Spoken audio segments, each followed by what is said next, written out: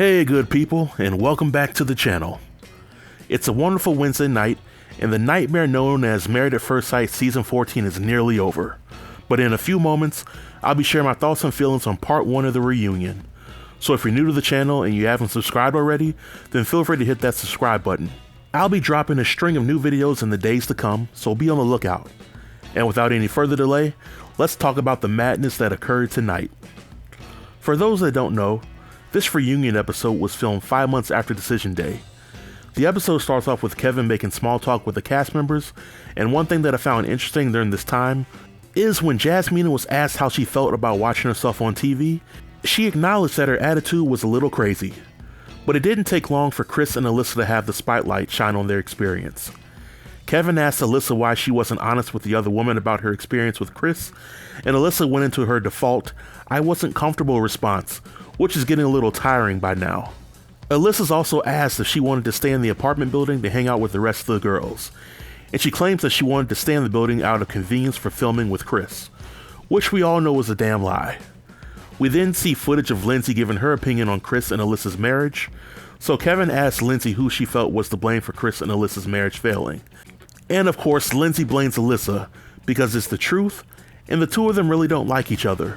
But Lindsey is then put on the spot about her comments about Steve not having a job at the couples retreat, and I was extremely proud of how Steve handled his response. Instead of getting overly emotional or throwing jabs back at Lindsey, Steve sat there very calmly, and he explained that Lindsey was being petty because he made a joke about Lindsey starting a fight on the plane. Lindsey really had no comeback for that, which is a first for this season.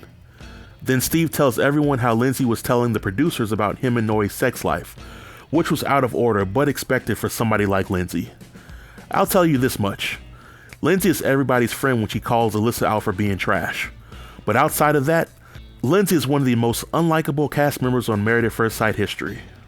Katina and Olajuwon are the first to meet with Kevin to talk about their experience. They reflect on their experience being on the show, and it doesn't take long for Kevin to bring up Olajuwon's expectations that Katina cook all the time.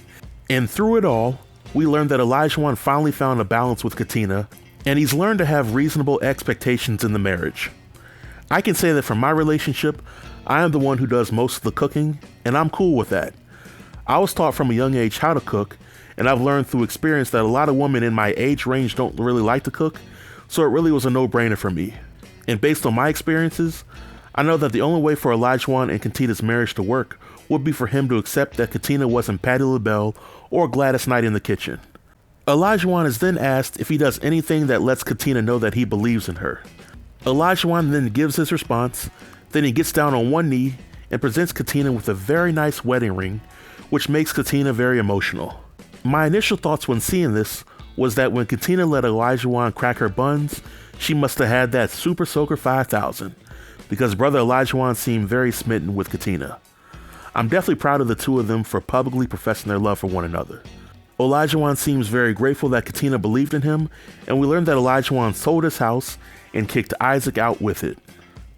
Alyssa and Chris then meet up with Kevin to talk about their experience, and I gotta be honest with all of you.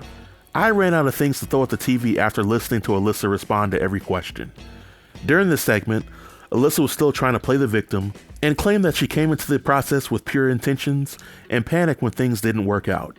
And in the back of my mind, I'm wondering how long she stood in the mirror to practice her responses to Kevin's potential questions. I applaud Kevin for trying to hold Alyssa's feet to the fire by asking the tough questions, but Alyssa had the victim-based answer for every question he asked. I'm definitely proud of how Chris handled himself during the segment. He claims he would have been done with Alyssa a lot sooner had he known the trash that she was talking about him behind his back. And let me reiterate my position on things. Alyssa shouldn't be forced to be physically attracted to Chris. However, Alyssa willingly came on the show and put her fate in the hands of the showrunners because what she was doing clearly wasn't working. Alyssa was completely wrong in how she handled herself when dealing with Chris, and she will definitely regret it. Jasmina and Michael are next up to talk to Kevin about their experience on the show, and during this time, we get to hear the two of them discuss Jasmina labeling the way Michael talked to her as being aggressive. Michael had a problem with this, and I don't blame him for that. When a woman labels a black man as aggressive, the implication is that the guy is either borderline abusive or flat out abusive towards that woman. Thus, he is to either be feared or villainized. And if a woman ever called me aggressive, I would walk on eggshells around her if I had to be around her, because society isn't really too friendly towards brothers who are viewed as abusive to women. So I don't blame Michael for keeping his distance from Jasmina.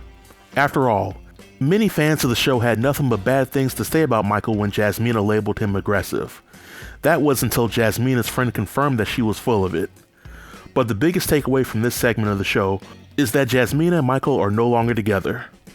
Michael tells us that 12 days after decision day, he felt that he wasn't getting what he needed from Jasmina, and he asked for the divorce. Jasmina then claims that the two of them had a nasty argument, but before then, she felt that he wasn't making the effort that she was. Kevin then cuts through the BS by getting Jasmina to agree that Michael was friend-zoned from day one, and he never had a chance with her. I saw this from very early on in the season, and I was one of the first YouTubers to call Jasmina out on her BS.